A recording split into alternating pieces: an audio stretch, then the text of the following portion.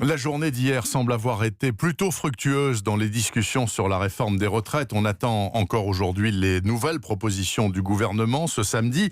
Mais selon le Premier ministre Édouard Philippe, cela pourrait bien être la base du fameux compromis demandé par le président de la République. Les deux hommes se sont rencontrés tard hier soir pour en discuter. Les informations Europe 1 d'Emmanuel Dutheil. Un compromis se dessine entre le gouvernement et les syndicats réformistes et chacun devrait faire un pas l'un vers l'autre. L'idée, c'est ni gagnant ni perdant, glissait hier un conseiller bien informé. Parmi les pistes sur la table, une semble tenir très sérieusement la corde.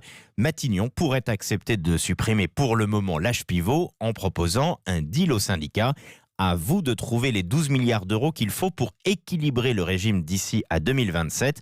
Et cet objectif d'équilibre n'est pas négociable. Ce sera aux syndicats et au patronat, dans le cadre de la conférence de financement qui vient d'être lancée, de trouver, là, en quelques semaines, ce cocktail miracle. Parce que l'idée, c'est de caler les discussions en parallèle de l'examen du projet de loi sur les retraites au Parlement et d'intégrer la solution trouvée à la fin de l'examen du texte. En revanche, si les partenaires sociaux n'y arrivent pas, l'État pourrait décider de mettre quand même en place ce fameux âge pivot. Emmanuel Dutheil, chef du service économie d'Europe.